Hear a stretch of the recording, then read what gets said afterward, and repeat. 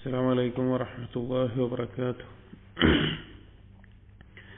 بسم الله الرحمن الرحيم. الحمد لله رب العالمين، الصلاة والسلام على رسول الأمين وعلى آله وأصحابه أجمعين، أما بعد. يا أيها الذين آمنوا اتقوا الله حق تقاته ولا تموتن إلا وأنتم مسلمون. رب اشرح لي صدري ويسر لي أمري واحلل عقدة من لساني يفقهوا قولي. آمين يا رب العالمين. പ്രിയപ്പെട്ട സത്യവിശ്വാസികളെ, ഇബ്നുൽ ഖയ്യിം റഹിമഹുള്ളയുടെ മദാരിജ് സാലിക്കീനിലെ അമാലുൽ ഖുലൂബ്, ഖൽബിന്റെ പ്രവർത്തനങ്ങൾ ക്രോഡീകരിച്ചിട്ടുള്ള ഇക്സീർ എന്ന ഗ്രന്ഥത്തിന്റെ വായനയിൽ മൻസിലത്തു തദക്കുർ, തദക്കുറിന്റെ മൻസിലത്തിൽ വിശദീകരിക്കുന്നതിൽ ഖൽബിനെ ഫസാദാക്കുന്ന 5 കാര്യങ്ങൾ, അതിനെപ്പറ്റിയാണ് നാം പറയുന്നത്. 5 കാര്യങ്ങൾ. അതിൽ കസ്റത്തുൽ ഖുൽത, ആളുകളുമായിട്ട് അമിതമായി കൂടിക്കലരുന്നതുമായി ബന്ധപ്പെട്ട കാര്യങ്ങൾ പറഞ്ഞു. തമന്നി, വ്യാമോഹങ്ങൾ, മോഹങ്ങൾ, അതുമായി ബന്ധപ്പെട്ടതും പറഞ്ഞു. മൂന്നാമത്തേത് പറയുന്നത് ഇബ്നുൽ ഖയ്യിം റഹിമഹുള്ള പറയുന്നു, അൽ മുഫ്സിദു സാലിസ് മിൻ മുഫ്സിദാത്തിൽ ഖൽബ്, ഖൽബിനെ ഫസാദാക്കുന്ന കാര്യങ്ങളിൽ മൂന്നാമത്തേത് അത്തഅല്ലുഖു ബിഗൈരില്ലാഹ്, അല്ലാഹു അല്ലാതെ മറ്റ് ആരെങ്കിലുമായിട്ടുള്ള ഖൽബിന്റെ ആ ഒരു കെട്ടിക്കുടുക്ക്, ആ ഒരു അടുപ്പം, ബന്ധം എന്നുള്ളത്. അല്ലാഹു സുബ്ഹാനഹു വ തആല അല്ലാതെ മറ്റാരെങ്കിലും, അത് വ്യക്തികളാവാം, വസ്തുക്കളാകാം, ആരുമാകാം, അവരുമായിട്ടുള്ള ഖൽബിന്റെ തഅല്ലുഖ്, ആ കെട്ടിക്കുടുങ്ങുക, ആ രീതിയിലുള്ള ഒരു അടുപ്പം, അത് ഭയം കൊണ്ടാവാം, അള്ളാഹുവിനെ ഭയപ്പെടുന്നത് പോലെ ഭയപ്പെട്ടുകൊണ്ടാകാം, പ്രതീക്ഷ വെച്ചുകൊണ്ടാകാം, അല്ലെങ്കിൽ ഇഷ്ടം കൊണ്ടാകാം, അങ്ങനെ ഏത് രീതിയിലുമാകാം. അള്ളാഹുവിലുള്ള ഇബാദത്തിന്റെ ഏതിനത്തിലും ആ രീതിയിൽ ഖൽബ് മാറിപ്പോകാം. ഖൽബിന്റെ ഇബാദത്തുകൾ ഏതിലും അള്ളാഹുവിന് പുറമെ മറ്റെന്തെങ്കിലുമായിട്ട് ഈ കെട്ടിക്കൊടുക്കേണ്ടാവുക. വഹാദാ അഅ്ളമു മുഫ്സദാതിഹി അലൽ ഇത്ലാഖ്, ഇത് ഖൽബിനെ ഫസാദാക്കുന്നതിൽ നിരുപാധികം ഏറ്റവും വലുതായിട്ടുള്ള ഗൗരവമായിട്ടുള്ള കാര്യമാണ്. ഫലൈസ അലൈഹി അബറു മിൻ ദാലിക്, ഇതിനേക്കാൾ ദോഷമുണ്ടാക്കുന്ന ഒരു കാര്യമില്ല എന്നാ. ഇതിനേക്കാൾ ദോഷമുണ്ടാക്കുന്ന ഒരു കാര്യം ഖൽബിനില്ല. കാരണം ഖൽബ് സൃഷ്ടിക്കപ്പെട്ടതിന്റെ ഉദ്ദേശത്തിന്റെ നേരെതിരാണ് അള്ളാഹു അല്ലാത്ത ഒന്നിലേക്ക് ഖൽബ് തഅല്ലുഖാവുക എന്നുള്ളത്. അത് മുശ്രിക്കീങ്ങൾക്ക് അങ്ങനെയാണ്. ശിർക്ക് ചെയ്യുന്ന ആളുകൾക്ക് അള്ളാഹു അല്ലാത്തവരോട് ഖൽബ് തഅല്ലുഖാണ്. അതുപോലെ തന്നെ അടിസ്ഥാനപരമായിട്ടുള്ള തൗഹീദിന്റെ ഭാഗത്തുണ്ട് എങ്കിലും ബാക്കിയുള്ള ഖൽബിന്റെ ധാരാളം ഇബാദത്തുകളിൽ അള്ളാഹു അല്ലാത്തവരോട് തഅല്ലുഖാകുന്ന ആളുകളെ കാണാം. ശിർക്കിന്റെ ഭാഗമായിട്ട് വരും. അത് പരിധി വിട്ടു കഴിഞ്ഞാൽ ശിർക്കുൻ അക്ബർ തന്നെയാകും. അത് ചില ആളുകളെ ഇഷ്ടപ്പെട്ടുകൊണ്ടാകാം. ഈ പ്രണയം പോലെയുള്ള കാര്യങ്ങൾ, അതുകൊണ്ടാണ് ഉലമാക്കൾ ഇബ്നു തൈമിയ്യൊക്കെ പ്രണയം ശിർക്കാണെന്ന് പറയാനുള്ള കാരണം തഅല്ലുഖു ബിഗൈരില്ല, ഭയപ്പെട്ടുകൊണ്ടാകാം. ചില ആളുകളെ ഭയപ്പെട്ടുകൊണ്ട് അള്ളാഹ് അല്ലാത്ത വേറൊരാളെ അള്ളാഹിനെ ഭയപ്പെടുന്ന പോലെ ഭയപ്പെടുന്ന അവസ്ഥയിൽ തഅല്ലുഖ് വരാം. പ്രതീക്ഷ വെക്കുന്ന, ഇന്ന ആളെ എനിക്ക് എപ്പോഴും ഉണ്ടാവും, അല്ലെങ്കിൽ ഇന്ന വസ്തുവിന്റെ ഒപ്പം എപ്പോഴും ഉണ്ടാവും, ആ നിലയിൽ പരിധി വിട്ടുള്ള ഒരു പ്രതീക്ഷ, അള്ളാഹുവിന്റെ അപ്പുറത്തേക്കുള്ള ഒരു തഅല്ലുഖ് ഉണ്ടാവുക, അങ്ങനെയൊക്കെ ഉണ്ടാകാം. അങ്ങനെയൊക്കെ പല രീതിയിലുണ്ടാകാം. ഒരു കാര്യം എന്റെ അടിസ്ഥാനം ശിർക്കാണ്. അള്ളാഹുവിലേക്ക് തഅല്ലുഖ് ചെയ്യുന്നത് പോലെ വേറെ ആരെങ്കിലുമായിട്ട് തഅല്ലുഖ് ചെയ്യുക. അതുകൊണ്ട് തന്നെ അതിന്റെ ദോഷം വളരെ വലുതാണ്. വലാ ഖുത്അലഹു അനില്ലാഹ്, ഇതിനേക്കാൾ അള്ളാഹുമായിട്ടുള്ള ബന്ധം മുറിച്ചു കളയുന്ന വേറൊരു കാര്യമില്ല. ഇതുപോലെ ഖൽബ് മറ്റൊന്നുമായി തഅല്ലുഖാവുന്നതിനേക്കാൾ അള്ളാഹുവിനേറ്റുള്ള ബന്ധം മുറിക്കുന്ന വേറൊന്നുമില്ല. വഹ്ജബു ലഹു അൻ മസാലിഹിഹി വസആദതിഹി മിൻഹു, അള്ളാഹുവിൽ നിന്നുള്ള സൗഭാഗ്യവും അള്ളാഹുവിൽ നിന്നുള്ള നന്മകളെല്ലാം മറയിടുന്ന രീതിയിൽ, അതിനെല്ലാം മറയാകുന്ന നിലക്ക് ഇതിനേക്കാൾ വലിയൊരു കാര്യമില്ല അള്ളാഹു അല്ലാത്ത മറ്റെന്തെങ്കിലുമായി, മറ്റാരെങ്കിലുമായിട്ട് തഅല്ലുഖാകുന്നതിനേക്കാൾ. ഫഇന്നഹു ഇദാ തഅല്ലഖ ബിഗൈരില്ലാഹ്, ഒരാൾ അള്ളാഹു അല്ലാത്ത ഒരാളുമായിട്ട്, അള്ളാഹു അല്ലാത്ത വേറെ ഏതെങ്കിലുമായിട്ട് തഅല്ലുഖായി കഴിഞ്ഞാൽ വക്കലഹുല്ലാഹു ഇലാ മൻ തഅല്ലഖ ബിഹി, അവൻ ഏതൊന്നിലേക്കാണോ തഅല്ലുഖായത്, ഏതൊന്നിലേക്കാണോ അവന്റെ ഖൽബിനെ ബന്ധിപ്പിച്ചത്, അതിലേക്ക് അള്ളാഹു അവനെ വിടും. അതിപ്പോ കയ്യിലൊരു ചരട് കെട്ടിയിട്ടാണെങ്കിൽ അതങ്ങനെ, അല്ലെങ്കിൽ ഖൽബിലൊരു സ്ഥാനം കൊടുത്തിട്ടാണെങ്കിൽ അങ്ങനെ, അല്ലെങ്കിൽ പ്രതീക്ഷ വെച്ചിട്ടാണെങ്കിൽ അങ്ങനെ. ഇനി അവന്റെ വരുമാനത്തിലും സമ്പത്തിലുമാണ്, ഇതുകൊണ്ടാണ് ഞാൻ ജീവിക്കുന്നത്, ഇതില്ലെങ്കിൽ എനിക്ക് ജീവിക്കാൻ പറ്റൂല, ഇതന്നെ എനിക്ക് വേണം എന്ന നിലയ്ക്ക് ഒരാൾ ചിന്തിക്കുകയാണെങ്കിൽ അങ്ങനെ. ഏതൊന്നിലേക്കാണോ അവന്റെ ഖൽബിൽ തഅല്ലുഖ് കൊടുക്കുന്നത്, അള്ളാഹു അല്ലാതെ, അത് വ്യക്തിയാവട്ടെ, വസ്തു ആവട്ടെ, ഇലാഹാവട്ടെ, എന്തോ ആവട്ടെ, അള്ളാഹു അതിലേക്ക് ഏൽപ്പിക്കും. അവന്റെ കാര്യത്തിൽ പിന്നെ അതിനെ കൊണ്ട് നടക്കേണ്ട അവസ്ഥയിലേക്ക് അങ്ങോട്ട് ഏൽപ്പിച്ചു കൊടുക്കും. വഖദലഹു മിൻ ജിഹത്തി മൻ തഅല്ലഖ ബിഹി, അത് ഏതൊരു പിന്നെ എന്തിലേക്കാണോ തഅല്ലുഖ് ആയിട്ടുള്ളത് അതിലേക്ക് കൈവിട്ടുവിടും, അള്ളാഹു തആല കൈവിടും.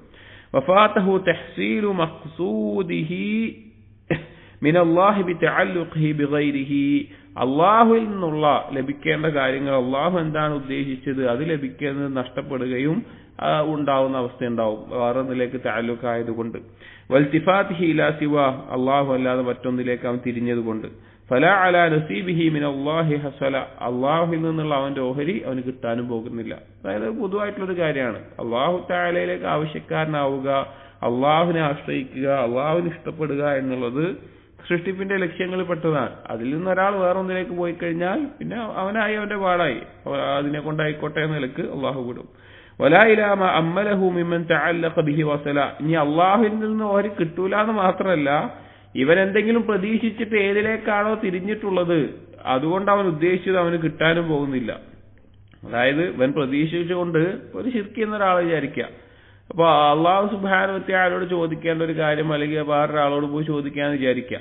ഒരു ജീവിച്ചിരിക്കുന്ന ഒരാൾ ദൈവത്തിനോട് അല്ലെങ്കിൽ ഖബറിൽ കിടക്കുന്ന ജാറത്തിലുള്ള ഒരു ഔലിയാക്കളോടോ അല്ലെങ്കിൽ ആ നിലക്കുള്ള അള്ളാഹു അല്ലാതെ ആരാധിക്കപ്പെടുന്ന കല്ലോ മണ്ണോ മരമോ മൃഗമോ എന്തോ ആവട്ടെ, അവരോട് പോയി ചോദിച്ചു കഴിഞ്ഞാൽ അവനാ കാര്യം കിട്ടാനും പോകുന്നില്ല, നടക്കാനും പോകുന്നില്ല, അള്ളാഹുവിൽ നിന്ന് അവന് കിട്ടേണ്ട ഓഹരി ലഭിക്കുകയുമില്ല. ആ നിലക്ക് കൈവിട്ടവനായിട്ട് അവൻ തീരും. ഖാല തആല, അല്ലാഹു തആല സൂറത്ത് മറിയമിലെ 81-82 ആയത്തിൽ പറഞ്ഞു, വത്തഖദു മിൻ ദൂനില്ലാഹി ആലിഹതൻ ലിയകൂനു ലഹും ഇസ്സ, അവർ അള്ളാഹുവിന് പുറമെ ഇലാഹുകളെ സ്വീകരിക്കുന്നു, അവർക്കൊരു പിന്താങ്ങായിട്ട്, അവർക്കൊരു ശക്തിയായിട്ട്, അവർക്കൊരു പ്രതാപമായിട്ട്. കല്ലാ സയക്ഫറൂന ബിഇബാദതിഹിം വയകൂനൂന അലൈഹിം ളിദ്ദ, പക്ഷെ ഒരു കാര്യമില്ല, അവർ ചെയ്ത ഇബാദത്തിന് അവർ തന്നെ എതിരാവും. അവരാരെയാണ് ആരാധിച്ചത് അവർ തന്നെ എതിരാവും. അവർ വിചാരിക്കുന്നതിന്റെ ഓപ്പോസിറ്റ് ആയിട്ടാണ്, എതിരായിട്ടാണ് കാര്യങ്ങൾ നടക്കുക എന്ന് അല്ലാഹു തആല പറയാണ്. എന്നിട്ട് പറയുന്നു, ഫഅഅലമു الناس ഖിസ്ലാനൻ മൻ തഅല്ലഖ ബിഗൈരില്ലാ, ജനങ്ങളിൽ ഏറ്റവും നഷ്ടം സംഭവിച്ചവൻ, അല്ലാഹു കൈവിട്ടവൻ, അല്ലാഹു അല്ലാത്ത എന്തെങ്കിലുമായിട്ട് തഅല്ലഖായവനാണ്. فإنما فاته من مصالحه وسعادته وفلاحه أعظم مما حصل له ممن تعلق به, അവൻ ഏതൊന്നിനായിട്ടാണോ ബന്ധം വെച്ചിട്ടുള്ളത്, എന്തിനാണ് അവൻ ആശ്രയിച്ചിട്ടുള്ളത്, എന്തിനാണ് അവൻ ഇഷ്ടപ്പെട്ടത്, അതുകൊണ്ട് നേടുന്നതിനേക്കാൾ വലിയ കാര്യങ്ങൾ, നന്മകൾ, സൗഭാഗ്യങ്ങളാണ് അവൻ ആ ബന്ധം കൊണ്ട് നഷ്ടപ്പെടുന്നത്. അങ്ങനെ ധാരാളം ആളുകളുണ്ട്. ചില വ്യക്തികളിലേക്ക്, ചില സ്ഥാനങ്ങളിലേക്ക്, എന്തിലേക്കെങ്കിലൊക്കെ മനസ്സിനെ തഅല്ലുഖ് ചെയ്ത്, ഖൽബിനെ തഅല്ലുഖ് ചെയ്ത് ജീവിക്കുന്ന ആളുകൾ. അപ്പൊ അവർ മനസ്സിലാക്കേണ്ടത് അവർ നഷ്ടപ്പെടുത്തുന്നത് അതിനേക്കാൾ വലിയ കാര്യങ്ങളാണ് അവർക്ക് നഷ്ടമാകുന്നത്. വഹുവ മുഅറദുൻ ലിസ്സവാലി വൽ ഫവാത്ത്, അവർ നഷ്ടത്തിനായിരിക്കും, എപ്പോഴും അവർക്ക് നഷ്ടങ്ങളും ഇതൊക്കെ ആയിരിക്കും അവരുടെ മുമ്പിൽ ഉണ്ടാവുക. ومثل المتعلق بغير الله كمثل المستظل من الحر والبرد ببيت العنكبوت أو حر البيوت. ഇതൊരു ഉപമ പറയുകയാണ്. അള്ളാഹു അല്ലാത്ത എന്തെങ്കിലുമായിട്ട് ഖൽബ് തഅല്ലുഖായിട്ടുള്ളവന്റെ ഉപമ എന്ന് പറഞ്ഞു കഴിഞ്ഞാൽ, നല്ല ചൂടിലോ തണുപ്പിലോ ഒരു രക്ഷയ്ക്ക് വേണ്ടിയിട്ട്, ഒരു ചൂടിൽ തണുപ്പ് കിട്ടാൻ വേണ്ടി അല്ലെങ്കിൽ തണുപ്പിൽ നിന്ന് രക്ഷപ്പെടാനൊക്കെ ഒരു തണലിന്റെ അകത്ത് പോവാന്ന് വിചാരിക്കുക. ആ പോക്ക് ഒരു 8 കാലിയുടെ ഏറ്റവും ദുർബലമായ വീടായിട്ടുള്ള 8 കാലിയുടെ വീടിന്റെ അടിയിൽ പോയിട്ട്, അല്ലെങ്കിൽ 8 കാലിയുടെ വല ഉണ്ടല്ലോ, അതിന്റെ അടിയിൽ പോയിട്ട് ഈ തണല് ലഭിക്കാൻ പോകുന്നവനെ പോലെയാണ് അവനത് കിട്ടാൻ പോകുന്നില്ല എന്ന് പറയാണ്. അപ്പൊ ഖൽബിൽ എപ്പോഴും നമ്മുടെ ഖൽബ് അള്ളാഹുമായിട്ട് തഅല്ലുഖായിരിക്കണം. അതാണ് ഏറ്റവും, നമ്മൾ നേരത്തെയൊക്കെ പറഞ്ഞ പോലെ ദുനിയാവിലെ സ്വർഗം എന്ന് പറയുന്നതും നമുക്ക് ഏറ്റവും സമാധാനം ഏകുന്നതും നമുക്ക് ഖൈറുകൾ കൊണ്ടുവന്നു തരുന്നതുമായിട്ടുള്ള കാര്യം അതാണ്. അപ്പോ അത് ശ്രദ്ധിക്കേണ്ട ഒരു കാര്യമാണ്. അങ്ങനെ വന്നു കഴിഞ്ഞാൽ അവന്റെ ഖൽബ് ഫസാദായി പോകും. ഇത് നമ്മുടെ ജീവിതങ്ങളൊക്കെ സംഭവിക്കും. നമ്മൾ ചിലപ്പോൾ വിചാരിക്കും ഇതൊന്നും എനിക്ക് പറഞ്ഞിട്ടുള്ള കാര്യമില്ല, ഞാൻ വേറെ ആർക്കും തഅല്ലുഖല്ലല്ലോ, അത് ചിന്തിച്ചാൽ മതി. ചിലപ്പോ സമ്പത്തുള്ളവർ സമ്പത്തിനോട് തഅല്ലുഖ് ഉണ്ടാകും. അതുപോലെ തന്നെ സ്ഥാനമുള്ളവർ അവരുടെ സ്ഥാനത്തിനോടും അധികാരത്തിനോടും പ്രതാപത്തിനോടും തഅല്ലുഖ് ഉണ്ടാകും.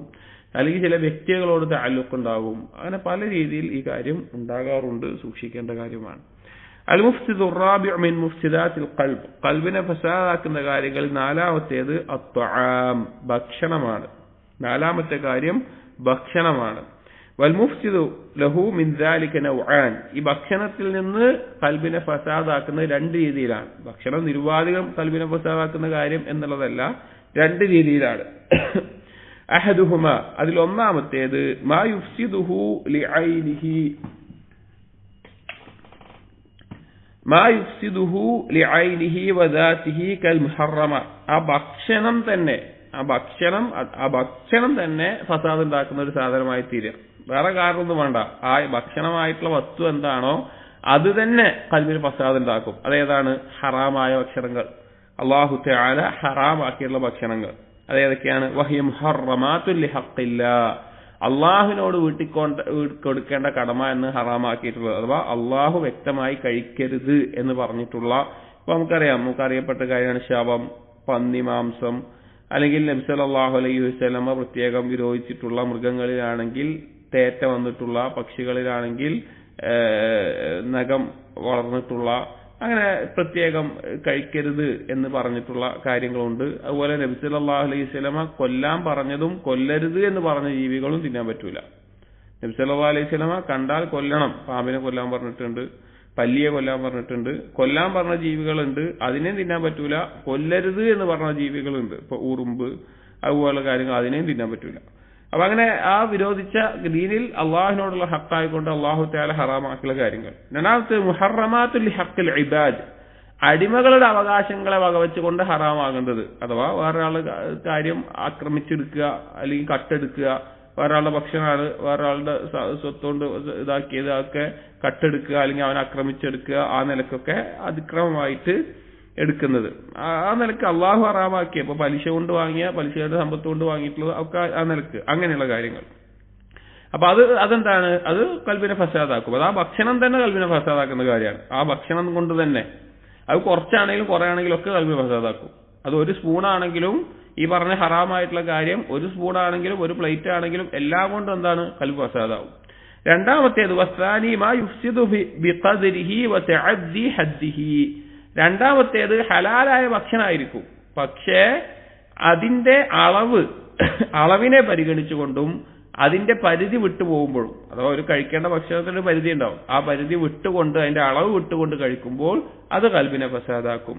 കൽ ഇസ്റാഫി ബിൽ ഹലാൽ, ഏതുപോലെ ഹലാലായ ഒരു സംശയമില്ലാതെ അള്ളാഹു കഴിക്കാൻ അനുവാദമാക്കിയിട്ടുള്ള ഒരു ഭക്ഷണം, ഒരു സംശയമില്ല, അതിൽ ഹലാലായ രീതിയിൽ സമ്പാദിച്ചിട്ടുള്ളതാണ്, അതിലൊരു സംശയമില്ല, 100% ഹലാല്. പക്ഷെ അതിൽ ഇസ്റാഫ് വന്നാലോ, അതിൽ അമിത വ്യയം വന്നാലോ, അതായത് ഒരാൾക്ക് ആവശ്യമുള്ളതിനേക്കാൾ കൂടുതൽ ഒരു പരിധി വിട്ടുകൊണ്ട് ആ നിലക്ക് അവൻ ഭക്ഷിക്കുന്ന അവസ്ഥ.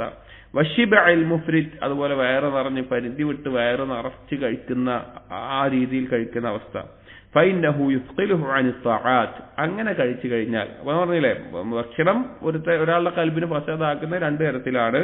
ഒന്ന് അശ്ലീയായി ഭക്ഷണം ഹറാമാണ് എങ്കിൽ അത് അള്ളാഹുവിനോടുള്ള അവകാശം കൊണ്ടും സൃഷ്ടികളോടുള്ള അവകാശം കൊണ്ടും ഹറാമാണെങ്കിൽ അത് കുറച്ചാണെങ്കിലും, ഒരു സ്പൂണാണെങ്കിലും ഒരു തുള്ളിയാണെങ്കിലും അത് കൽബിന് ഫസാദാക്കും. രണ്ട്, ഹലാലായ ഭക്ഷണം അതിന്റെ അളവ് കൂടിക്കഴിഞ്ഞാൽ, അളവ് ഇസ്രാഫായി കഴിഞ്ഞാൽ, ഇഫ്രാത്തായി കഴിഞ്ഞാൽ അതുകൊണ്ടുണ്ടാകുന്ന അവസ്ഥ. അങ്ങനെ കൂടുതൽ ഭക്ഷണം കഴിഞ്ഞാൽ, അമിത ഭക്ഷണം കഴിച്ചു കഴിഞ്ഞാൽ അതും കൽബിനെ ഫസാദാക്കും. അതെന്തുണ്ടാക്കും? അത് അള്ളാഹുവിനുള്ള അനുസരണത്തിൽ സാധിക്കാത്ത, അതിനൊരു ഭാരമുണ്ടാകുന്ന അവസ്ഥയുണ്ടാകും.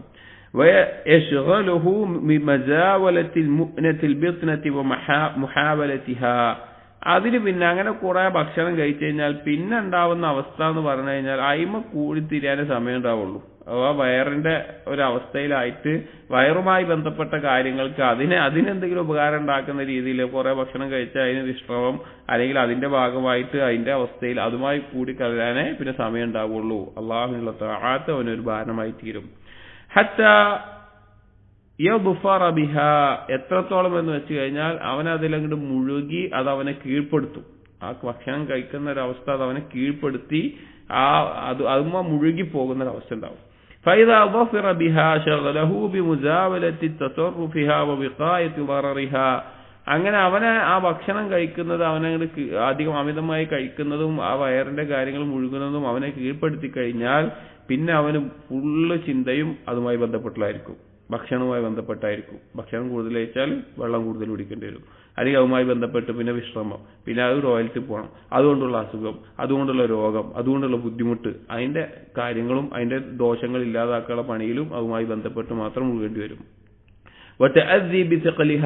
അതുകൊണ്ടുള്ള ദോഷം, പിന്നെ അത് കൂടിയാലുള്ള അതുകൊണ്ടുള്ള ഭാരം, അതുകൊണ്ടുള്ള മറ്റു പല ഉപദ്രവങ്ങൾ. മാത്രമല്ല അവന്റെ ശഹ്വത്തുകളോടുള്ള ഇഷ്ടം ശക്തിപ്പെടും. ഭക്ഷണം കൂടിക്കഴിഞ്ഞാൽ അവന്റെ ശഹ്വത്തുകൾ കൂടുന്നതാണ്, അവന് തെറ്റുകളോടുള്ള പാപങ്ങളോടുള്ള താല്പര്യം, ഇച്ഛകൾ, ദേഹേച്ഛകൾ കൂടും. വതറഖ മജാരി ശൈത്താൻ വവസ്സഅഹാ, പിശാചിന്റെ മാർഗം, പിശാചിന് സഞ്ചരിക്കാനുള്ള മാർഗം അത് നേരാവണ്ണം ഒരുക്കി വിശാലമാക്കി കൊടുക്കും. ഫൈന്നഹു യജ്രി മിൻ ഇബ്നി ആദം മജ്റദ്ദം, മനുഷ്യന്റെ ശരീരത്തിൽ മജാരി ഷൈത്താൻ അഥവാ ഷൈത്താൻ പോകുന്നത് എന്താണ്? മജ്റദ്ദം, രക്തം പോകുന്നതിലൂടെയൊക്കെ പിശാച് സഞ്ചരിക്കും. മുമ്പ് ഹദീസ് പറഞ്ഞിട്ടുണ്ട്. വസ്സൗമു യുളയ്യിഖു മജാരിയഹു വയസുദ്ദു അലൈഹി തുർഖഹു, നോമ്പ് എന്നുള്ളത് എന്താണ്? ആ വഴി, ആ ഷൈത്താൻ സഞ്ചരിക്കാനുള്ള മാർഗം ഇടുക്കുകയും അതിന്റെ വഴികളെ തടയുകയെല്ലാം ചെയ്യുന്ന കാര്യമാണ് നോമ്പ്. വശിബഉ യുതർരിഖുഹാ വയുവസ്സിഉഹാ, എന്നാൽ വയറ് നിറച്ച് ഭക്ഷണം കഴിക്കുക എന്നുള്ളത് ആ പിശാചിന് സഞ്ചരിക്കാനുള്ള വഴികളെ വിശാലമാക്കി കൊടുക്കുന്ന, അതിന് എളുപ്പമാക്കി ആ വഴി ഒരുക്കി കൊടുക്കുന്ന അവസ്ഥയാണ് ഉണ്ടാവുക. നല്ല വിശാലമായ വഴിയായിട്ട് തീരും. വമൻ അക്കല കസീറൻ ശരിബ കസീറൻ, ആരാണോ കുറെ ഭക്ഷണം കഴിക്കുന്നത് അവൻ കുറെ വെള്ളം കുടിക്കേണ്ടി വരും.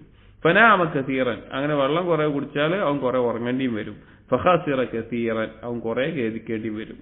അതായത് ഭക്ഷണം കൂടിയാൽ വെള്ളം കൂടും, വെള്ളം കൂടിയാൽ ഉറക്കം കൂടും, പിന്നെ അവന് അതെല്ലാം കൂടിക്കഴിഞ്ഞാൽ അവൻ കുറെ ഖേദിക്കേണ്ടി വരും. അഫിൽ ഹദീസിൽ മഷ്ഹൂർ, വളരെ പ്രശസ്തമായ അറിയപ്പെട്ട ഹദീസാണ്. നബി സല്ലല്ലാഹു അലൈഹി വസല്ലം പറഞ്ഞു, ഈ ഹദീസിനെ പറ്റി മുൻഗാമികളായ ത്വബീബുകൾ തന്നെ പറഞ്ഞു, ഒരായത്തും ഒരു ഹദീസും കൊണ്ട് ദീനിൽ വൈദ്യശാസ്ത്രത്തിന്റെ എല്ലാവിധ അടിസ്ഥാനങ്ങളും പഠിപ്പിക്കപ്പെട്ടു എന്ന്. ആയത്ത് പറഞ്ഞത് കുലു വഷ്റബു വലാ തുസ്രിഫു എന്നുള്ള ആയത്തും ഈ ഹദീസും, ഇനി പറയാൻ പോകുന്ന ഹദീസും, ഈ രണ്ടെണ്ണം ഉണ്ടെങ്കിൽ ആളുകൾ വൈദ്യശാസ്ത്രത്തിന്റെ അടിസ്ഥാനം ഇതാണ്, അല്ലെങ്കിൽ ആളുകൾക്ക് രോഗമുണ്ടാകുന്നത് ഒഴിവാക്കാനുള്ള അടിസ്ഥാനം ഇതാണ് എന്ന് മുൻഗാമികളിൽപ്പെട്ട ധാരാളം ത്വബീബന്മാർ പറഞ്ഞിട്ടുണ്ട്. ഈ ഹദീസിനെ വിശദീകരിക്കുന്നിടത്ത് ഇബ്നു റജബ് ഹംബലി എല്ലാം ജാമിഉൽ ഉലൂമി വൽ ഹിക്കം എന്നുള്ളതിൽ ആ അസറുകളെല്ലാം കൊണ്ടുവരുന്നുണ്ട്. പറയുകയാണ് നബി സല്ലല്ലാഹു അലൈഹി വസല്ലം പറഞ്ഞു, മാ മലഅ ആദമിയ്യുൻ വിആഅൻ ശർറൻ മിൻ ബത്നിഹി, തന്റെ വയറിനേക്കാൾ ഷർറ് നിറഞ്ഞ ഒരു പാത്രവും മനുഷ്യൻ നിറക്കുന്നില്ല. മനുഷ്യൻ നിറക്കുന്നതിൽ ഏറ്റവും നിറക്കുമ്പോൾ ഏറ്റവും ദോഷമാകുന്ന പാത്രം എന്നുള്ളത് അവന്റെ വയറാണ്. ബിഹസ്ബി ഇബ്നി ആദം ലുഖൈമാതുൻ യുഖ്മിന്ന സുൽബഹു, മനുഷ്യനെ സംബന്ധിച്ചിടത്തോളം അവന് ചില ഉരുളകൾ മതി അവന്റെ അവന്റെ മുതുക് നേരെ നിവർത്താൻ ആവശ്യമായിട്ട്, അഥവാ അവന്റെ പണികൾ ചെയ്യാനുള്ള ആരോഗ്യത്തിന് ആവശ്യമായിട്ടുള്ള നിലക്ക്, അത് ഓരോ വ്യക്തികൾക്ക് ഓരോ പോലെ ആയിരിക്കും. അവൻ എത്രയാണോ അവന്റെ നടു നിവർത്താൻ ആവശ്യമുള്ളത് ആ ഉരുളകൾ എത്രയാണ്, ലുഖൈമാത്ത് പറഞ്ഞ ചെറിയ ചെറിയ ഉരുളകൾ, അത് കുറച്ച് അവന് മതി. ഫൈൻ കാന ലാ ബുദ്ദ ഫാഇലൻ, ഇനി അവന് അതിനേക്കാൾ കൂടുതൽ, അവന് നേരെ നിൽക്കാനുള്ള ജസ്റ്റ് പണിയെടുക്കാനും പോരാ, കുറച്ചുകൂടി ഭക്ഷണം കഴിക്കണം എന്ന് അവന് തോന്നുകയാണെങ്കിൽ ഫസൂലുസുൻ ലി തആമി, അവൻ ഭക്ഷണം കഴിക്കുമ്പോൾ ആ വയറിന്റെ, അവന് ആവശ്യമായിട്ടുള്ള ഭക്ഷണം കഴിക്കാനുള്ള വയറ്, അവന്റെ പാത്രം പറഞ്ഞ വയറ്, അതിന്റെ 1/3 ഭക്ഷണത്തിനും, വസൂലുസുൻ ലി ശറാബിഹി, 1/3 പാനീയങ്ങൾക്കും, വസൂലുസുൻ ലി നഫസിഹി, 1/3 വായുവിനും വേണ്ടിയിട്ട് അവൻ ആ രീതിയിൽ കഴിക്കട്ടെ എന്നുള്ളത് നബി സല്ലല്ലാഹു അലൈഹി വസല്ലം പറഞ്ഞിട്ടുണ്ട്. ഈ ഹദീസും പിന്നെ ഖുർആനിൽ പറഞ്ഞ കുലു വഷ്റബു വലാ തുസ്രിഫു, നിങ്ങൾ ഭക്ഷിച്ചു കൊള്ളുക, നിങ്ങൾ പാനീയങ്ങൾ കുടിച്ചു കൊള്ളുക, ഇസ്രാഫ് ഇല്ലാതെ എന്ന് പറഞ്ഞ ആയത്തും ഈ 2 കാര്യങ്ങൾ മതി. ഈ 2 കാര്യങ്ങൾ മുസ്ലിമീങ്ങൾ പ്രാവർത്തികമാക്കിയിരുന്നുവെങ്കിൽ ഇവിടെ ശൈതലിയത്തുകൾ, ഫാർമസികൾ, മരുന്ന് ഷോപ്പുകൾ അല്ലെങ്കിൽ ഹോസ്പിറ്റലുകൾ വേണ്ടിവരില്ല എന്നൊക്കെ ത്വബീബന്മാർ, മുൻഗാമികളിൽപ്പെട്ട ത്വബീബന്മാർ വാക്കുകൾ പറഞ്ഞതായിട്ട് കാണാം, ഇത് പ്രാവർത്തികമാക്കിയിരുന്നെങ്കിൽ എന്ന്. ഖേദകരമെന്ന് പറയട്ടെ, നമ്മുടെ അവസ്ഥ എന്ന് പറഞ്ഞു കഴിഞ്ഞാൽ വളരെയധികം ഈ ഒരു വിഷയത്തിൽ ശ്രദ്ധിക്കാതെ നമുക്ക് നഷ്ടം പറ്റുന്ന, ഏതൊരാൾക്കും അബദ്ധം പറ്റുന്ന ഒരു മേഖലയാണത്. അല്ലാഹു തആല തൗഫീഖ് നൽകട്ടെ അത് യഥാർത്ഥ രൂപത്തിൽ നബി സല്ലല്ലാഹു അലൈഹി വസല്ലമയുടെ അധ്യാപനം ജീവിതത്തിൽ പകർത്താനും പാലിക്കാനും.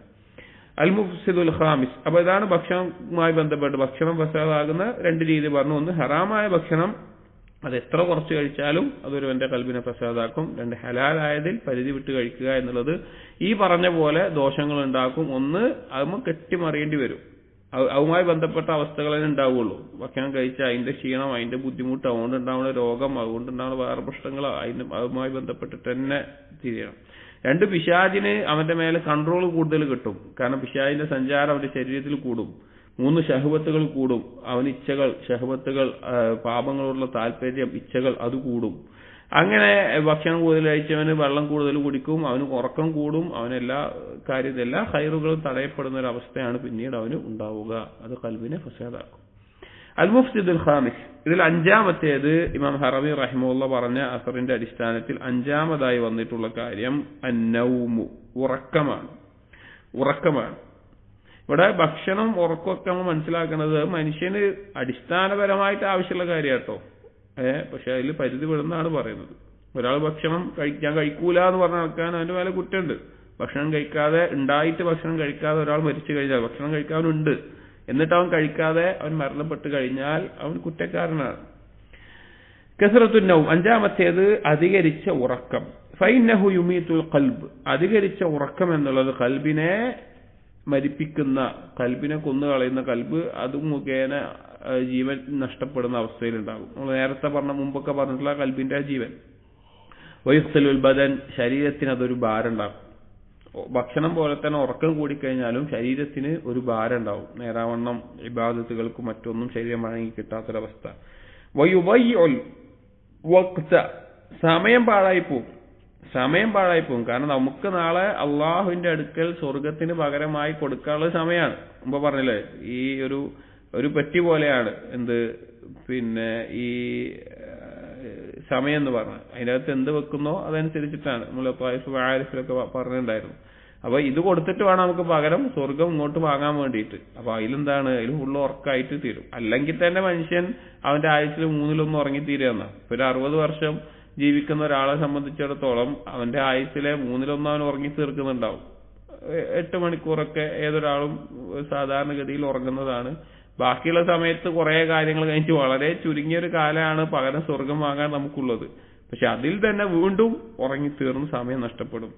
വയൂരിസു കസ്റത്തുൽ ഗഫ്ലത്തി വൽ കസ്ൽ, അധികരിച്ച ഉറക്കം അശ്രദ്ധ കൂട്ടും, അതുപോലെ അലസത കൂട്ടും. ഒരു കാര്യത്തില് ശ്രദ്ധിക്കാതെ അല്ലെങ്കിൽ ജീവിത ലക്ഷ്യത്തിനെ കുറിച്ച് ബോധമില്ലാത്തൊരവസ്ഥയിൽ അശ്രദ്ധനാവും. അതുപോലെ തന്നെ അലസത കൂട്ടും. വമിൻഹുൽ മക്രൂഹ് ജിദ്ദൻ, അത് തീർച്ചയായിട്ടും വെറുക്കപ്പെട്ടിട്ടുള്ള ഒരു കാര്യമാണ് അതുപോലെ തന്നെ ഇങ്ങനെ ഉറങ്ങുക എന്നുള്ളത്. വമിൻഹു ദ്ദാറു ഗൈറു നാഫിഇ ലിൽ ബദൻ, അപ്പൊ ഇങ്ങനെ അധികരിച്ച ഉറക്കം എന്നുള്ളത് ശരീരത്തിന് ദോഷാണ് ഉണ്ടാക്കുക, ഉപകാരമുള്ളതല്ല. അങ്ങനെയുള്ള ഉറക്കം ശരീരത്തിന് ഉപകാരമല്ല. വഅൻഫഉ النومി മാ കാന ഇൻദ ശിദ്ദത്തിൽ ഹാജത്തി ഇലൈഹി, ഏറ്റവും ഉപകാരപ്രദമായിട്ടുള്ള ഉറക്കം എന്ന് പറഞ്ഞു കഴിഞ്ഞാൽ ഏറ്റവും ആവശ്യമാകുമ്പോഴാണ്. അതായത് നമുക്ക് ശരീരം ഉറക്കം ആവശ്യപ്പെടുന്ന ഒരു സന്ദർഭം ഉണ്ടാവും. നമ്മുടെ ഓരോരുത്തരുടെ ജോലിയും ജീവിതമൊക്കെ അനുസരിച്ച് വ്യത്യാസപ്പെടും, ശരീരം അനുസരിച്ചൊക്കെ വ്യത്യാസപ്പെടും. പക്ഷെ അവന് ഉറക്കം ആവശ്യമാണ്, എന്റെ ക്ഷീണം മാറ്റാൻ ഞാൻ ഉറങ്ങേണ്ടതുണ്ട് എന്നുള്ള അവസ്ഥ ഉണ്ടല്ലോ, അതാണ് ഏറ്റവും ഉപകാരപ്രദമായിട്ടുള്ള ഉറക്കം. ഏത് കാര്യം അങ്ങനെയാണ്, ആവശ്യമുണ്ടാകുമ്പോഴാണ് അതിന്റെ ഏറ്റവും ആസ്വാദനം കിട്ടുക എന്നാണ്. ഇബ്നു ഖയ്യിം തന്നെ ദാഉദ് ദവായിലാണെന്ന് ഓർമ്മ, അല്ലാഹു അഅലം, പറഞ്ഞിട്ടുള്ള കാര്യമാണ്. വെള്ളത്തിന് ഏറ്റവും രുചി എപ്പോഴാണ്? ദാഹം ഉണ്ടാകുമ്പോഴാണ്. ഭക്ഷണത്തിന് ഏറ്റവും രുചി എപ്പോഴാണ്? വിശപ്പുണ്ടാകുമ്പോഴാണ്. അതുപോലെ തന്നെ ശാരീരിക ബന്ധം ഏറ്റവും ആസ്വദിക്കാൻ പറ്റുന്നതിലേക്ക് ഏറ്റവും ആവശ്യക്കാരനാകുമ്പോഴാണ്. അതുപോലെ തന്നെ ഉറക്കം ഏറ്റവും ആസ്വാദകരമാകുന്നത് അതിലേക്ക് ആവശ്യക്കാരനാകുമ്പോഴാണ്.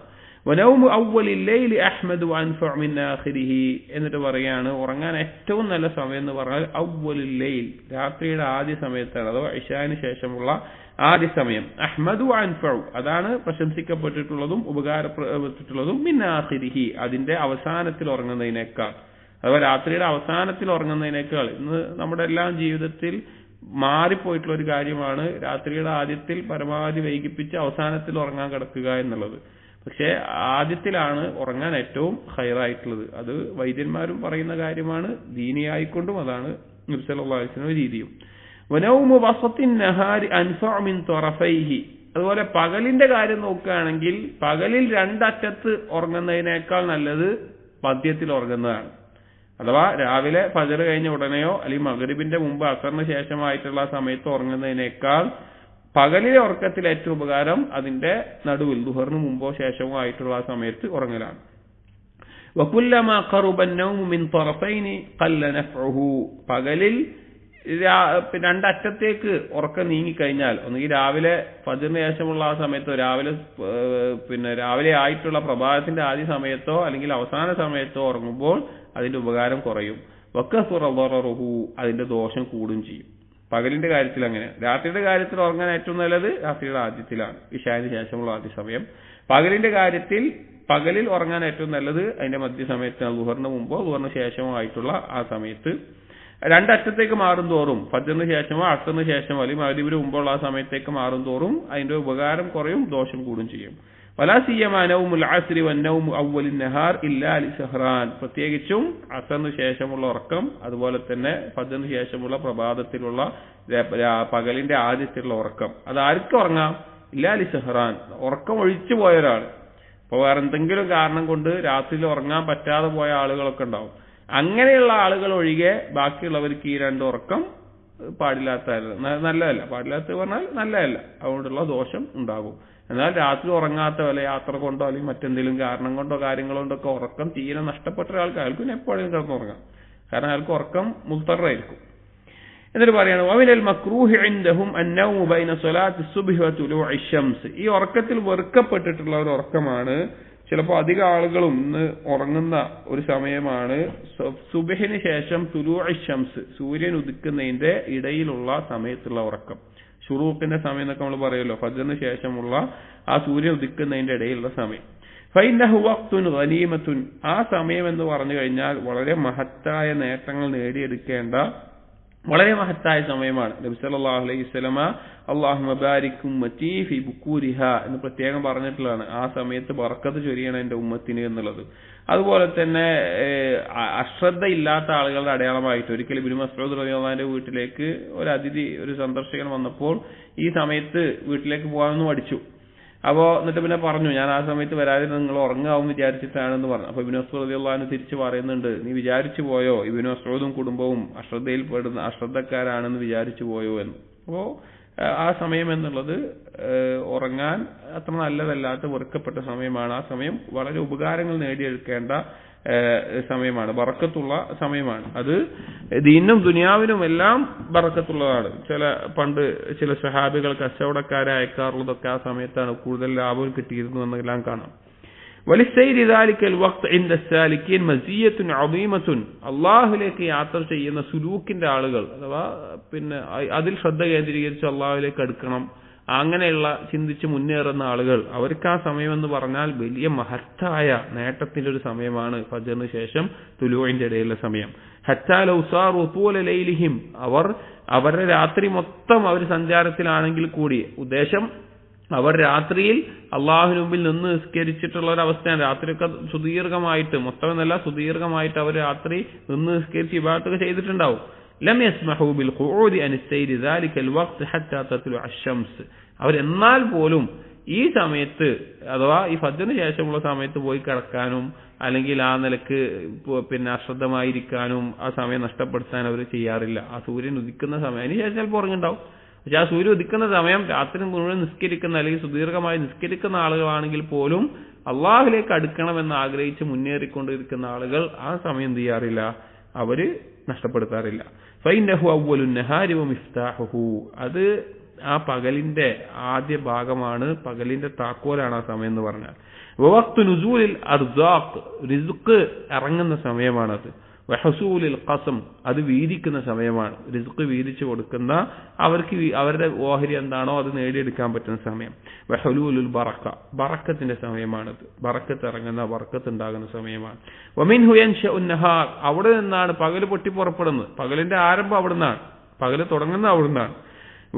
വയൻസഹിബു ഹുക്മു ജമീഇഹി അലാ ഹുക്മി തിൽക്കൽ ഹിസ്സ. ആ ദിവസത്തിന്റെ മൊത്തം അവസ്ഥ എന്താണ് എന്നതിനെ പരിഗണിക്കുന്നത്, അല്ലെങ്കിൽ അതുമായി ബന്ധപ്പെട്ട് നിൽക്കുന്ന എന്താണ് ആ വരും ദിവസത്തിന്റെ ആ ബാക്കിയുള്ള ദിവസത്തിന്റെ അവസ്ഥ എന്തായിരിക്കണം എന്നതിന്റെ മാനദണ്ഡം എന്ന് പറഞ്ഞു കഴിഞ്ഞാൽ ആ ഒരു സമയമാണ്. ആ സമയത്തിന്റെ അടിസ്ഥാനത്തിലാണ് ആ ദിവസത്തിന്റെ അവസ്ഥ നിൽക്കുന്നത്. ഫയംബഗി അൻ യകൂന നൗമുഹാ കനൗമിൽ മുദ്തർ. ആരെങ്കിലും ആ സമയത്ത് ഉറങ്ങുകയാണെന്നുണ്ടെങ്കിൽ നൗമുൽ മുദ്തർ ആയിരിക്കണം, അഥവാ നിർബന്ധിതനായിട്ട് ഉറങ്ങുന്ന, ചിലപ്പോ അല്ല അസുഖം കൊണ്ടോ അല്ലെങ്കിൽ നേരത്തെ പറഞ്ഞതുപോലെ തീരെ ഉറങ്ങാൻ പറ്റാതെ ക്ഷീണം കൊണ്ടോ അല്ലെങ്കിൽ മറ്റു വല്ല തടസ്സം കൊണ്ടോ ഒക്കെ ഉറങ്ങുന്ന ഒരാളായിട്ടല്ലാതെ ഒരാൾ ആ സമയത്ത് ഉറങ്ങരുത് എന്നുള്ളതാണ് ഇബ്നുൽ ഖയ്യിം പറയുന്നത്. ഇബ്നുൽ ഖയ്യിം മുമ്പ് പറഞ്ഞല്ലോ, നല്ലൊരു തൊബീബാണ്, ശരീരത്തിന്റെ തൊബീബാണ്, കൽബിന്റെയും തൊബീബാണ്. അതുകൊണ്ട് തന്നെ അതിന്റെ ശാരീരികമായ അപകടങ്ങളും ദോഷങ്ങളും എല്ലാം മനസ്സിലാക്കിക്കൊണ്ടുള്ള വാക്കുകളാണത്. അപ്പോൾ ശ്രദ്ധിക്കണം, നമ്മൾ ധാരാളം ആളുകൾക്ക് സംഭവിച്ചിട്ടുള്ള ഒരു പിഴവാണ് ആ സമയം ഫജ്റിന് ശേഷം തുലൂഇന് മുമ്പുള്ള ആ സമയത്ത് തന്നെ ഉറങ്ങുക എന്നുള്ളത്. തുലൂഇന് ശേഷം അതിനുശേഷം ഉറങ്ങുന്നതല്ല. പക്ഷെ ആ സമയം എന്നുള്ളത് അധികാറുകളിലായിക്കൊണ്ട് അല്ലെങ്കിൽ മറ്റുള്ള എന്തെങ്കിലും പിന്നെ ഖുർആൻ പാരായണത്തിലോ അല്ലെങ്കിൽ അതുപോലെയുള്ള അധികാറുകൾ തന്നെ ഉണ്ട് ആ സമയത്ത് നമുക്ക് ചെല്ലാൻ. ഖുർആൻ പാരായണമോ അങ്ങനെയെല്ലാം ആയിക്കൊണ്ട് ചെലവഴിക്കേണ്ട, ദുആ ചെയ്തുകൊണ്ടോ ഒക്കെ ചെലവഴിക്കേണ്ട ഒരു സമയമാണത്. ഒരിക്കലും നമ്മൾ നഷ്ടപ്പെടുത്തരുത്. വബിൽ ജുംലത്തി, ഇനി മൊത്തത്തിൽ പറഞ്ഞാൽ ഉറക്കവുമായി ബന്ധപ്പെട്ട് പറഞ്ഞു കഴിഞ്ഞാൽ ഫഅദലു നൗമി വൻഫഉ നൗമി നിസ്ഫിൽ ലൈൽ, ഏറ്റവും നല്ല ഉറക്കം എന്ന് പറഞ്ഞു കഴിഞ്ഞാൽ രാത്രിയുടെ പകുതി, വസുദുസിഹിൽ അഖീർ, അതിന്റെ അവസാനത്തെ 1/6 അതിൽ ഉറങ്ങലാണ് ഏറ്റവും നല്ലത്. ഇത് ദാവൂദ് നബി അലൈഹി ഇസ്ലാമിന്റെ രാത്രി നിസ്കാരവുമായി ബന്ധപ്പെട്ട് നബി സല്ലല്ലാഹു അലൈഹി വസല്ലം പറഞ്ഞ ഭാഗമാണ്.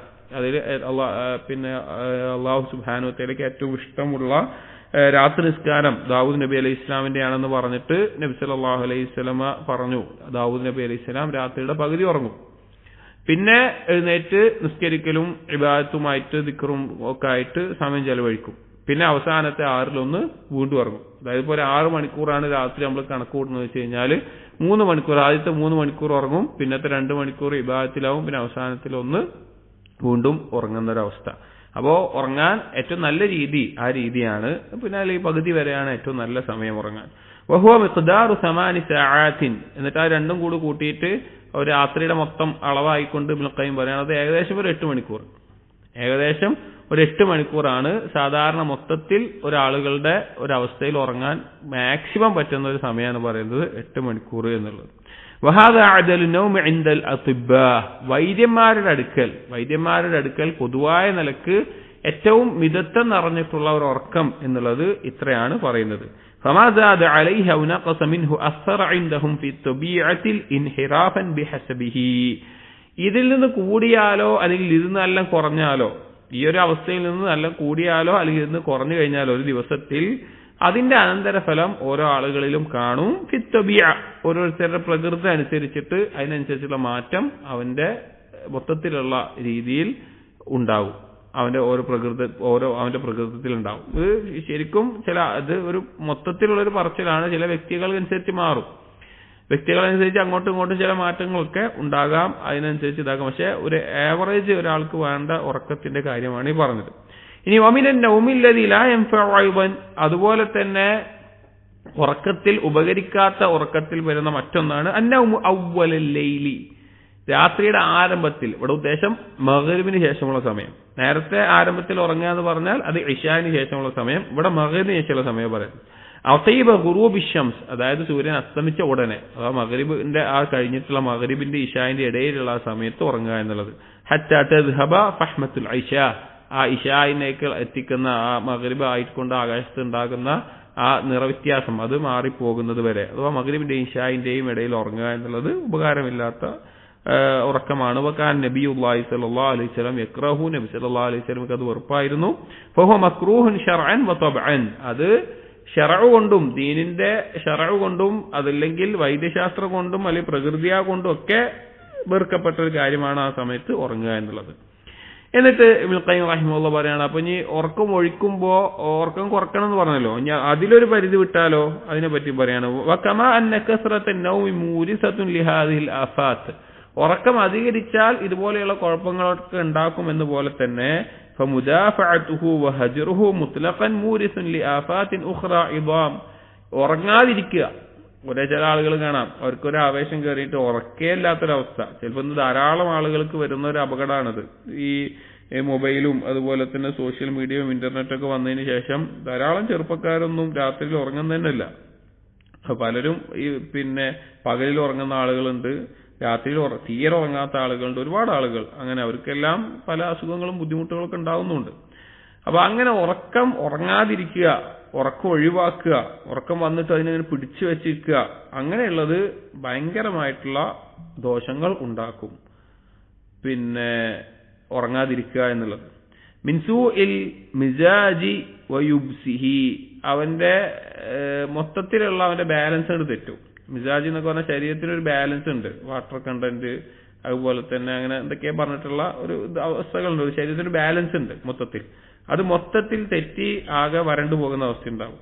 വൻഹിറാഫി നഫ്സ്, ശരീരത്തിന് മനസ്സിന് പലതരത്തിലുള്ള പ്രശ്നം ഉണ്ടാവും. ഇപ്പോൾ ഇന്ന് നമ്മുടെ കാലത്തൊക്കെ നമ്മുടെ ധാരാളം ചെറുപ്പക്കാരിൽ ഉണ്ടാകുന്ന ഒരു അസുഖമാണ്, എല്ലാവർക്കും ഇതുകൊണ്ടാണെന്നല്ല, പക്ഷെ ഒരു കാരണമാണ് ഈ ബൈപ്പോളാർ ഡിസോർഡർ എന്നൊക്കെ പറയുന്ന മെന്റൽ അസുഖങ്ങളൊക്കെ മാനസികമായിട്ടുണ്ടാകുന്ന ഒരുപാട് ചെറുപ്പക്കാർക്കും ആൺകുട്ടികൾക്കും പെൺകുട്ടികൾക്കും ഉണ്ട്. അതില് പ്രത്യേകിച്ചും പൊതുവെ അത് ഉറക്കമൊഴിക്കുന്ന ആളുകൾക്കൊക്കെ ധാരാളം കാണുന്നുണ്ട്. കുറെ ഉറക്കമൊഴിച്ചിട്ട് പോകുന്ന ആളുകൾക്കൊക്കെ, രാത്രിയിൽ ഉറങ്ങാത്ത ആളുകൾക്കൊക്കെ ഈ ഒരു അസുഖമൊക്കെ വരുന്നത് കണ്ടിട്ടുണ്ട്. അതുപോലെ മനസ്സിന് വേറെ പല രീതിയിലുള്ള അസുഖങ്ങൾ, മാറ്റങ്ങൾ ഉണ്ടാകും. വജഫാഫി റുതുബാത്തിൽ മുഈനത്തി അൽ ഫഹ്മി വൽ അമൽ, അതുപോലെ കാര്യങ്ങൾ മനസ്സിലാക്കാനുള്ള ബുദ്ധിപരമായിട്ടുള്ള ശേഷിയും ശാരീരികമായ ശേഷിയും അതിന്റെയൊക്കെ ഒരു ഉണർവ്, അതിന്റെയൊക്കെ ഒരു പച്ചപ്പ്, അത് ഇല്ലാതായി പോകുന്ന ആകെ ഒരു വരണ്ട അവസ്ഥയിൽ ബുദ്ധിയും ശരീരമൊക്കെ ആകുന്ന അവസ്ഥയാകും ശരിക്കും ഉറങ്ങാതിരുന്നാൽ. വയൂരിസു അംറാവൻ മുത്ലിഫത്തൻ ലാ യൻതഫിഉ സാഹിബുഹാ ബിഖൽബിഹി വലാ ബദനിഹി മഅഹാ. അതുപോലെ തന്നെ നാശം ഉണ്ടാക്കുന്ന വളരെ ഗൗരവമുള്ള രോഗങ്ങൾ ഉണ്ടാവും ചിലർക്ക്. കൽബിനും ശരീരത്തിനും ദോഷം ഉണ്ടാക്കുന്ന അവസ്ഥയിലുള്ള രോഗങ്ങളാണ് ഉണ്ടാവുക. വമാ ഖാമൽ വുജൂദ് ഇല്ലാ ബിൽ അദ്ൽ, ഒരാളുടെ നിലനിൽപ്പ് ഉണ്ടാകുന്നത് അദ്ൽ ഉണ്ടാവുമ്പോഴാണ്. അതോ ഏതൊരു കാര്യം മിതത്താവുമ്പോഴാണ്. ഉറക്കം കൂടാനും പാടില്ല, കുറയാനും പാടില്ല. ഭക്ഷണം അതുപോലെ കൂടാനും പാടില്ല, ഒന്നും ഇല്ലാതായിരിക്കാനും പാടില്ല. എല്ലാം ആ മനുഷ്യന്റെ നിലനിൽപ്പ് തന്നെ മിതത്വത്തിലാണ് നിലനിൽക്കുന്നത്. ഫമൻ യഅ്തസമ ബിഹി ഫഖദ് അഖദ ബിഹദ്ദിഹി മിൻ മജാമിൽ ഖൈർ. ആ ഒരു മിതത്വം ആരാണോ സ്വീകരിക്കുന്നത്, അതിലൂടെ അവന്റെ ജീവിതത്തെ ക്രമീകരിക്കുന്നത്, അവന് വലിയ ഖൈറുകളുടെ, ധാരാളം ഖൈറുകളുടെ അവന്റെ ഓഹരിയാണ് അവന് കിട്ടുന്നത്. വല്ലാഹുൽ മുസ്തആൻ, അള്ളാഹുവിനോടാണ് സഹായം ചോദിക്കപ്പെടാനുള്ളത് എന്നാണ് പറയുന്നത്. അപ്പോ ഇവിടെ അവസാനിച്ച് മൻസിലത്തു തദക്കുർ ഇബ്നു ഖയ്യിം ഇവിടെ അവസാനിപ്പിക്കുകയാണ്. അപ്പോൾ മൻസിലത്തു തദക്കുറിൽ പറഞ്ഞ കാര്യങ്ങൾ, തദക്കുറും തഫക്കുറും തമ്മിലുള്ള ബന്ധം, അതുപോലുള്ള കാര്യങ്ങൾ പറഞ്ഞു. ഇനി തദക്കുർ കൊണ്ടുള്ള ഉപകാരം ഉണ്ടാകണമെങ്കിൽ 3 കാര്യങ്ങളിൽ നിന്ന് ഒഴിവാകുമ്പോഴാണ് ഇത് ഉണ്ടാവുക എന്ന നിലക്ക് പറയുകയുണ്ടായി. അവിടെ നിന്നാണ് നമ്മൾ ഈ ചർച്ചയൊക്കെ തുടങ്ങിയത്. ഒന്ന് ഖിസറുൽ അമൽ, അല്ലെങ്കിൽ 3 കാര്യങ്ങൾ ഉണ്ടാവണം. ഒന്ന് ഖിസറുൽ അമൽ, ആയുസ്സിലുള്ള പ്രതീക്ഷ കുറയണം. തഅമ്മുൽ ഫിൽ ഖുർആൻ, ഖുർആൻ ഉറ്റാലോചിക്കണം. പിന്നെ മൂന്നാമത്തേലാണ് ഈ 5 കാര്യങ്ങൾ പറഞ്ഞത്. എന്തൊക്കെ കുറക്കണം? ആളുകളുമായിട്ട് കൂടിക്കലരുന്നത്, വ്യാമോഹങ്ങൾ, അള്ളാഹു അല്ലാത്തവരുമായിട്ടുള്ള കൽബിന്റെ ബന്ധം, അമിത ഭക്ഷണം, അതുപോലെ അമിത ഉറക്കം, ഈ കാര്യങ്ങൾ പറഞ്ഞത്. അപ്പൊ ഈ കാര്യങ്ങൾ ഒഴിവാകുമ്പോഴാണ് ഈ 5 കാര്യങ്ങളും ഇല്ലാതാവണം. ഖുർആൻ ഉറ്റാലോചിക്കണം, ആയുസ്സിലുള്ള കുറഞ്ഞ പ്രതീക്ഷ ഉണ്ടാവണം. അങ്ങനെ ഉണ്ടാകുമ്പോഴാണ് തദക്കുറും തഫക്കുറും ഏറ്റവും പരിപൂർണമായ രീതിയിൽ അതിന്റെ ഉപകാരം ഉണ്ടാവുകയും അതിന്റെ നേട്ടം എടുക്കാനും സാധിക്കുകയുള്ളൂ. അതാണ് ഈ പറഞ്ഞ് അവസാനിപ്പിച്ചത്. അപ്പൊ തദക്കുർ കൊണ്ടുള്ള നേട്ടം നമ്മൾ പറഞ്ഞിട്ടുണ്ട്. കാരണം ദീനിൽ ഉയർച്ച ഉണ്ടാവണമെങ്കിൽ ഒരുത്തന് തദക്കുറും തഫക്കുറും ഉണ്ടാകണം. അടുത്ത മൻസിലത്തുൽ ഇഅ്തിസാമാണ്. മൻസിലത്തുൽ ഇഅ്തിസാം, അള്ളാഹുവിൽ നിന്ന് അള്ളാഹുവിന്റെ ഒരു സംരക്ഷണം, അല്ലെങ്കിൽ ആ ഒരു രക്ഷ ലഭിക്കുന്ന, അല്ലെങ്കിൽ അത് നേടിയെടുക്കേണ്ടതുമായി ബന്ധപ്പെട്ടുള്ള ചില കാര്യങ്ങൾ ഇൻഷാ അല്ലാഹ് അടുത്ത ദിവസം വായിക്കാം. سبحانك اللهم وبحمدك أشهد أن لا إله إلا أنت أستغفرك وأتوب إليك وصلى الله على نبينا محمد وعلى آله وصحبه أجمعين والحمد لله رب العالمين.